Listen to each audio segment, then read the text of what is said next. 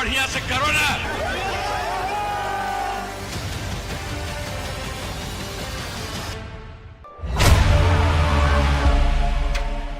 बिहार में चुनाव प्रचार का सुपर संडे गुजर गया। अरे भाई और बढ़िया से करो ना। देखो अब 14 नवंबर का सर्वे क्या कहता है? प्रसिद्ध नेता विश्व के जनप्रिय लोकप्रिय नेता आदरणीय प्रधानमंत्री जी का जोरदार तालियों से स्वागत। फर्स्ट फेज की वोटिंग से पहले आखिरी वीकेंड में हर पार्टी ने, हर नेता ने अपना पूरा जोर लगा दिया। नरेंद्र मोदी ने आरा और नवादा में बैक टू बैक 2-2 रैलियां करने के बाद पटना में रोड शो किया। नरेंद्र मोदी का सर्वे क्या कहता है? 14 तारीख को नतीजे आएंगे। एनडीए की फिर से सरकार बनेगी। जोरदार तालियों से स्वागत। नरेंद्र मोदी के पास 50 से ज्यादा चुनाव जीतने का अनुभव है। 14 नवंबर के बारे में नरेंद्र मोदी ने अनुमान लगा लिया है। क्या यही अनुमान सही होगा? हमारे नालंदा के सांसद महोदय से भी आग्रह है। 14 तारीख को नतीजे आएंगे। एनडीए की फिर से सरकार बनेगी। अरे भाई और बढ़िया से करो ना। देखो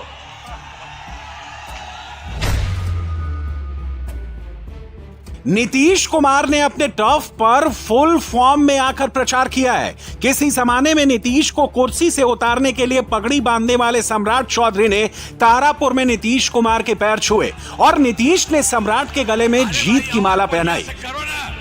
देखो नीतीश कुमार के पास 20 साल से बिहार चलाने का अनुभव है। नीतीश कुमार का सर्वे क्या कहता है? बिहार बहुत विकसित होगा तो राज्य सरकार और केंद्र के तरफ से मिलकर के बिहार बहुत आगे जाएगा। तो दूसरा कोई इधर उधर मत करिए, आप समझिए जो हम लोगों का है उसी के हिसाब से पूरा का पूरा मदद करिए। तेजस्वी यादव ने फर्स्ट राउंड कैंपेनिंग के आखिरी संडे को 2020 की तरह बिहार में फिर से कारपेट बॉम्बिंग की तरह प्रचार किया। 20 में तेजस्वी ने हेलीकॉप्टर को ट्रैक्टर बना दिया था। इस बार भी तेजस्वी वही रिपीट करने की कोशिश कर रहे हैं। तेजस्वी के पास अपनी पार्टी को बिहार की सबसे बड़ी पार्टी बनाने का अनुभव है। उनके पास 2-2 बार डिप्टी सीएम बनने का भी अनुभव है और कभी मुख्यमंत्री नहीं बन पाने का भी एक्सपीरियंस है। तेजस्वी यादव का सर्वे क्या कहता है? 14 तारीख को रिजल्ट आएगा, 18 तारीख को वोट होगा। लिख लीजिए कब होगा? 18 नवंबर को वोट होगा। राहुल गांधी हाथ से छूटी मछली की तरह छिटके वोट पकड़ने के लिए बेगूसराय के तालाब में कूद पड़े। क्या राहुल गांधी कोई वोट पकड़ पाएंगे? राहुल गांधी के पास बैक टू बैक 3 लोकसभा चुनाव हारने का अनुभव है। राहुल गांधी का बिहार सर्वे क्या कहता है? तो आपको यह भी देखना है कि चुनाव के समय ये लोग वोट चोरी ना करें। पोलिंग बूथ पे आपको खड़ा रहना है, वोटिंग लिस्ट चेक करनी है कि ये वोट चोरी ना करे और आपके हाथ से फिर से सरकार ना छीन ले। राहुल गांधी अब भी वोट चोरी से चिपके हुए हैं, जबकि बिहार का चुनाव वहां से बहुत आगे निकल चुका है। नरेंद्र मोदी को बिहार में जीत की गंध मिल गई है। मोदी ने विक्ट्री सेंस कर ली है और उन्होंने आगे की बात शुरू कर दी है। मुख्यमंत्री महिला रोजगार योजना ने बिहार की हर बहन आज खुशियों से भर गई है। अभी तक बिहार की 1,30,00,000 बहनों के खाते में 10-10 हजार रुपया पहुंच चुका है। 14 तारीख को नतीजे आएंगे। एनडीए की फिर से सरकार बनेगी और सरकार बनने के बाद इन बहनों को मदद का एक और अभियान तेज गति से आगे बढ़ाया जाएगा। पटना के रोड शो में बिहार के मुख्यमंत्री नीतीश कुमार प्रधानमंत्री नरेंद्र मोदी के साथ नहीं रहे। नीतीश कुमार अपने प्रचार में बिजी रहे। नीतीश की कमी पूरी की एक पोस्टर ने। जिस पटना में नरेंद्र मोदी का रोड शो हुआ, उसी पटना में सुबह से एक पोस्टर की बड़ी चर्चा रही। इस पोस्टर के कोने में जनता दल यूनाइटेड का सिंबल लगा है, यानी इतना तो क्लियर है कि यह पोस्टर नीतीश कुमार की पार्टी ने लगवाया है। लेकिन प्रधानमंत्री नरेंद्र मोदी भी बिहार चुनाव को इसी लाइन पर लेकर जा रहे हैं। पटना में रोड शो से पहले मोदी ने नवादा की रैली में तो वहां जंगल राज का जिक्र किया। मोदी ने नवादा से पहले आरा की रैली में भी वहां भी लोगों को जंगल राज के खतरे गिनाए। 2005 से पहले के 15 वर्षों में इसी आरजेडी ने यहां जातीय दंगे करवाए। दलितों, महादलितों, अति पिछड़ों के बच्चों को माओवादी आतंक की आग में झोंक दिया। और आज ये लोग बिहार के विकास की बात करने की हिम्मत दिखाते हैं। साथियों, मैं आपको यही भोजपुर जिले की एक घटना याद दिलाता हूं। वो साल 2004 का नवंबर का महीना था। यहां के तरारी ब्लॉक की एक डिस्पेंसरी में एक डॉक्टर साहब बच्चों को पोलियो की ड्रॉप पिलाने में व्यस्त थे। ये काम करते करते उनको देर हो गई। देर शाम घर के लिए निकले तो रास्ते में जो नई उम्र के नौजवान है ना, जरा सुनिए, 2004 की घटना है, यहां की घटना है। जब डॉक्टर साहब रात को जरा देर से घर जा रहे थे तो रास्ते में हथियार बंद लोगों ने उनका अपहरण कर लिया। सेवा करने वाले डॉक्टर बच्चों को पोलियो का खाना दे रहे थे, वो डॉक्टर जब जा रहे थे। साथियों, जंगल राज के दौरान ऐसे ही करीब 37,000 लोगों का अपहरण हुआ था। दूसरों का जीवन बचाने वाले डॉक्टरों को अपना जीवन बचाने के लिए बॉडीगार्ड लेकर चलना पड़ता था। नीतीश जी और एनडीए सरकार बहुत मेहनत से बिहार को उस मुश्किल दौर से बाहर निकाल कर लाए हैं। बिहार चुनाव के सारे सर्वे एनडीए को आगे बता रहे हैं।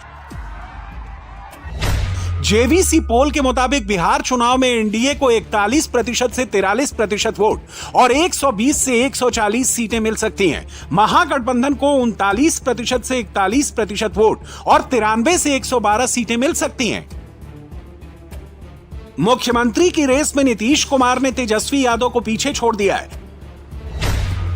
सी वोटर के सर्वे के मुताबिक नीतीश कुमार मुख्यमंत्री पद के लिए बिहार के 46% लोगों की पसंद है। तेजस्वी यादव मुख्यमंत्री पद के लिए बिहार के 41% लोगों की पसंद है। नरेंद्र मोदी ने सर्वे के रुझान को सील करने के लिए बिहार में कारपेट बॉम्बिंग की। नरेंद्र मोदी बिहार चुनाव में मंदिर को भी लेकर आए, कश्मीर और धारा 370 को भी लेकर आए और पाकिस्तान के खिलाफ चलाए गए ऑपरेशन सिंदूर को भी लेकर आए। अब भारत आतंकियों को घर में घुसकर मारेगा।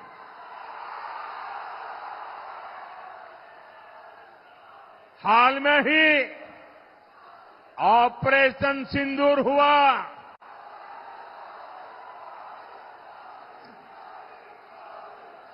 हमने फिर से अपनी गारंटी पूरी करके दिखाई कि नहीं दिखाई?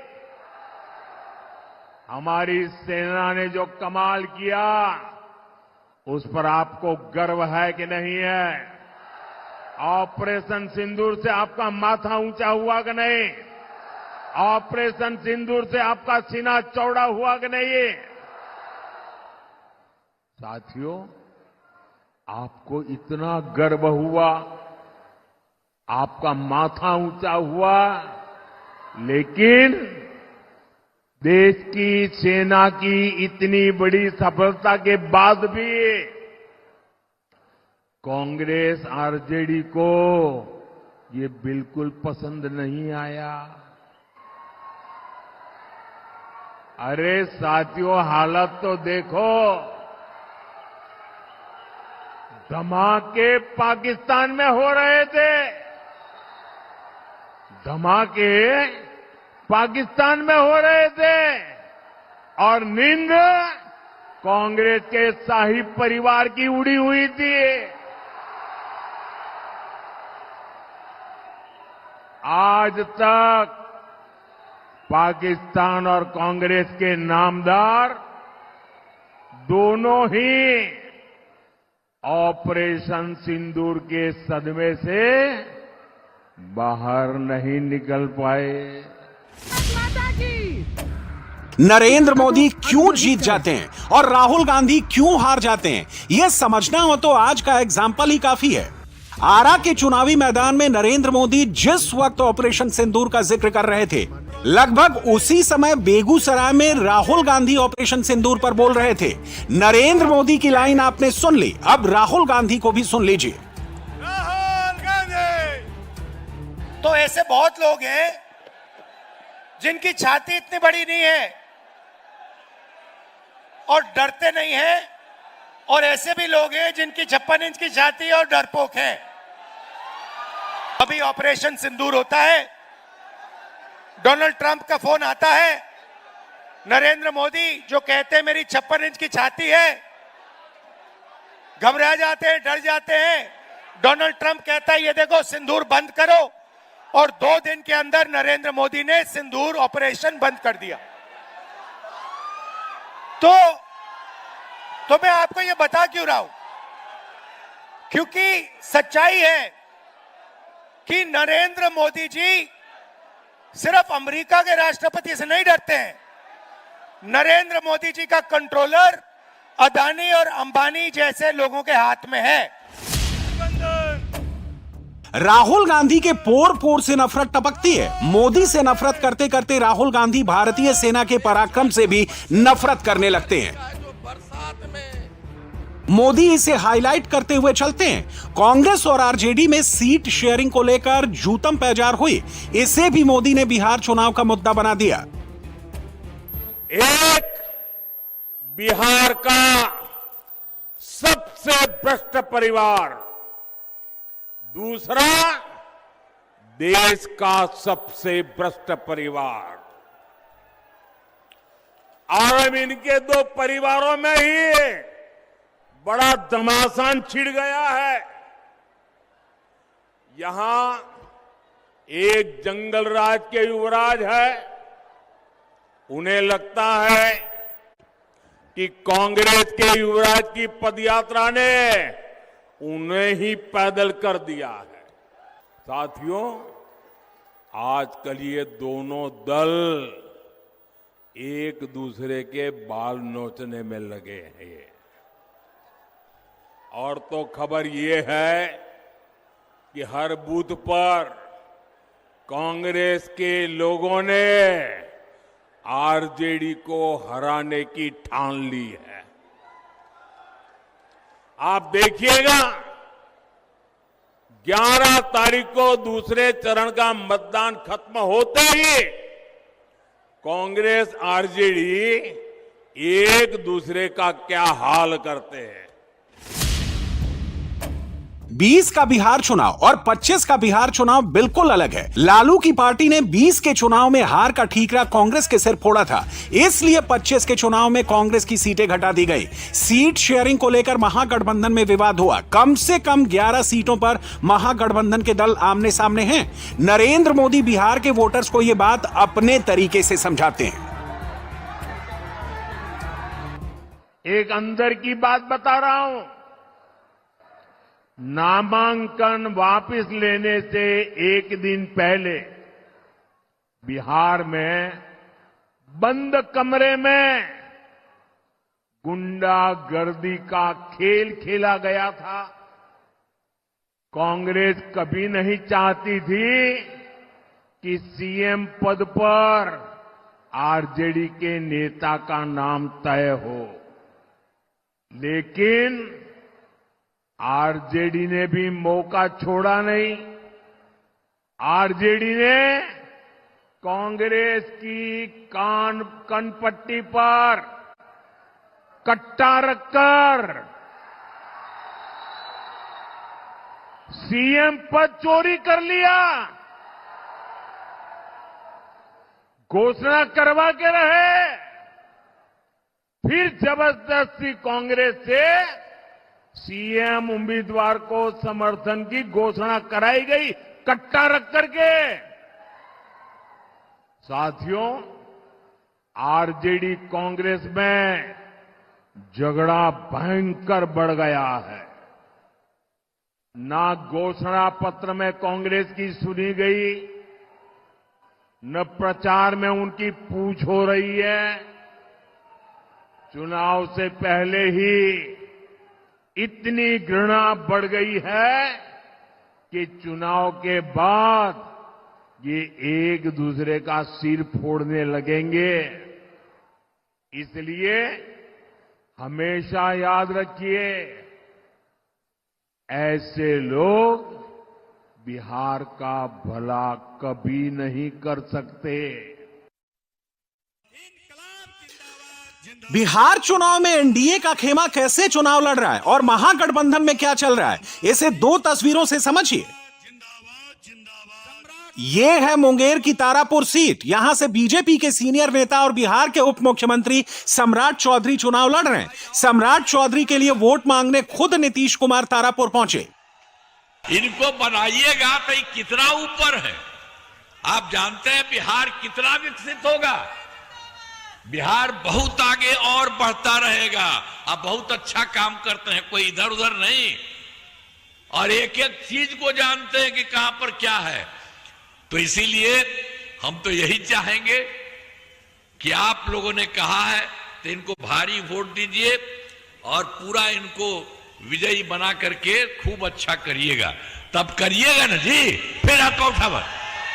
तो चलिए, आप सबको मैं इसी के लिए बधाई देता हूं, धन्यवाद करता हूं, और आप बहुत अच्छे ढंग से और बिहार को और आगे बढ़ा, और इनको तो आप जिताइएगा। अरे रुको रुको, आप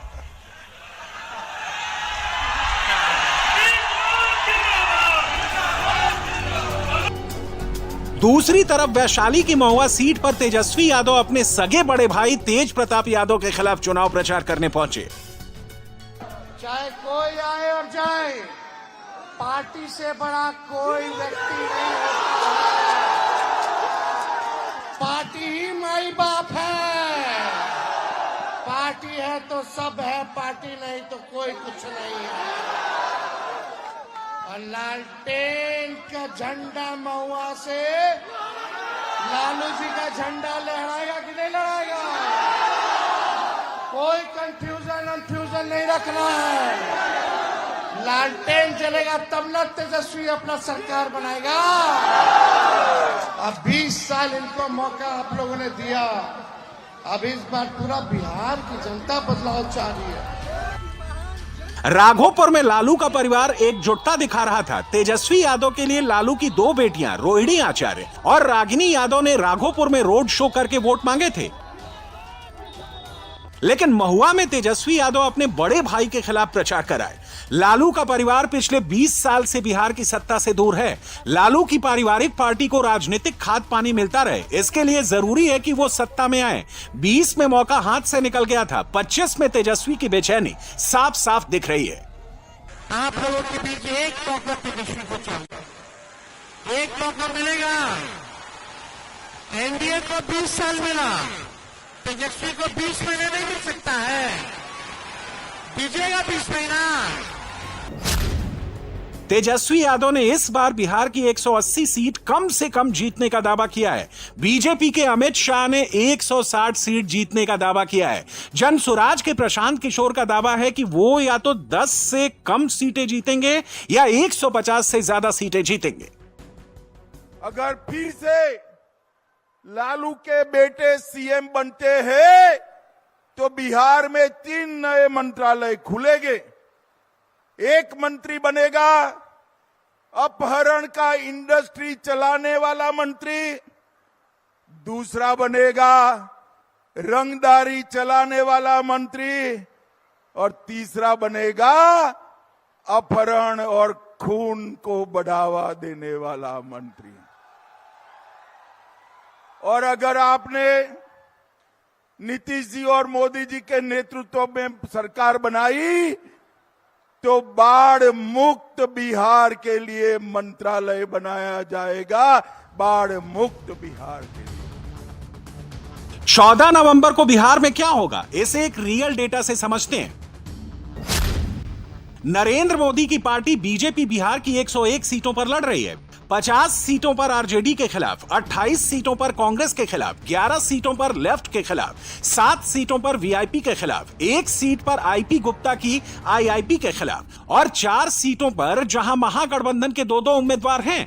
2020 के हिसाब से देखें तो आरजेडी के खिलाफ बीजेपी का स्ट्राइक रेट 62% का है, कांग्रेस के खिलाफ बीजेपी का स्ट्राइक रेट 78% का है। इस हिसाब से अनुमान लगाएं तो बीजेपी करीब 70 सीटें जीत सकती है। नीतीश कुमार की पार्टी जेडीयू भी बिहार की 101 सीटों पर लड़ रही है। 57 सीटों पर आरजेडी के खिलाफ, 18 सीटों पर कांग्रेस के खिलाफ, 14 सीटों पर लेफ्ट के खिलाफ, 4 सीटों पर वीआईपी के खिलाफ, 1 सीट पर आईआईपी के खिलाफ और 7 सीटें ऐसी जहां महागठबंधन के 2 उम्मीदवार हैं। 2020 के चुनाव में आरजेडी के खिलाफ जेडीयू का स्ट्राइक रेट 21% था, कांग्रेस के खिलाफ जेडीयू का स्ट्राइक रेट 61% था। चिराग पासवान के फैक्टर को जोड़कर चलें तो नीतीश कुमार की पार्टी भी बिहार की 60 से 65 सीटें जीत सकती है। 14 नवंबर को एनडीए और महागठबंधन का स्कोर कार्ड क्या होगा, इसे डिसाइड करने वाले एक और फैक्टर का नाम है चिराग पासवान। चिराग पासवान की लोक जनशक्ति पार्टी को 29 सीटें मिली हैं, 10 बीजेपी के खाते से, 10 जेडीयू के खाते से, 7 सीटें वीआईपी के खाते से और 2 सीट जीतन राम मांझी की पार्टी एचएम पार्टी के खाते से। 2020 में चिराग अलग लड़े तो 42 सीटों पर एनडीए की हार के कारण बने थे। अब वो एनडीए के साथ हैं तो एनडीए का स्ट्राइक रेट बढ़ना चाहिए, साथ ही चिराग को अपना स्ट्राइक रेट भी बढ़ाना होगा। अगर चिराग ने 2024 वाला स्ट्राइक रेट मेंटेन किया तो एनडीए मजबूत होगा। अगर चिराग 2020 के स्ट्राइक रेट से चले तो महागठबंधन के लिए चांस बन जाएगा। बिहार में नरेंद्र मोदी ये पक्का कर देना चाहते हैं कि महागठबंधन को कोई चांस न मिल जाए। मोदी बिहार के लोगों के इमोशंस को टच कर रहे हैं। ये आरजेडी कांग्रेस के लोग छठी मैया की पूजा को नौटंकी ड्रामा बताते हैं, ड्रामा। छठी मैया का अपमान करते हैं। इन लोगों को सूर्य देव की शक्तियों का भी अंदाजा नहीं है। ये हमारी सरकार है जो सूर्य देव की ऊर्जा से बिजली बनाने में जुटी है। नीतीश कुमार के कैंपेन की सबसे पॉजिटिव बात यह है कि उनके लिए नरेंद्र मोदी मैदान में उतरे हुए हैं। तेजस्वी यादव के लिए सबसे नेगेटिव बात यह है कि महागठबंधन के लिए राहुल गांधी वोट मांग रहे हैं। मोदी का कैंपेन ग्रैंड है, उसमें एक्शन भी है, एग्रेशन भी है, बिहार के लिए इमोशन भी है।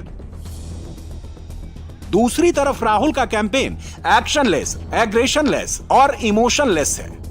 प्रधानमंत्री आपको क्या बोल रहा है? ये आपको रोजगार नहीं दिला रहा।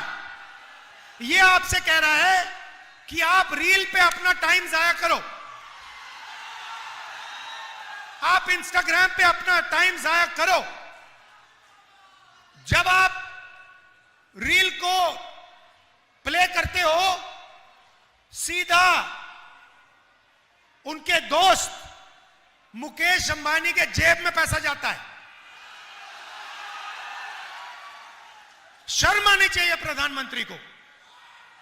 वो पैसा उसको दिलवा रहा है और आपसे कह रहा है कि भैया आप अपनी पूरी जिंदगी रील देखने में लगा दो।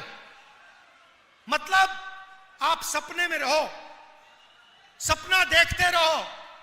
रील सपना है, रील से आपको कोई पैसा नहीं मिलेगा, रील से आपके पेट में खाना नहीं जाएगा, रील से आपको रोजगार नहीं मिलेगा। यह सच्चाई है। 14 नवंबर को नीतीश या तेजस्वी बिहार का मुख्यमंत्री कौन बनेगा? बिहार के रुझान को आप इसी से समझिए कि नीतीश के साथ मोदी हैं, जिनको जीतने जिताने की आदत है, और तेजस्वी के साथ राहुल गांधी हैं, जिनको हारने हरवाने की लत है।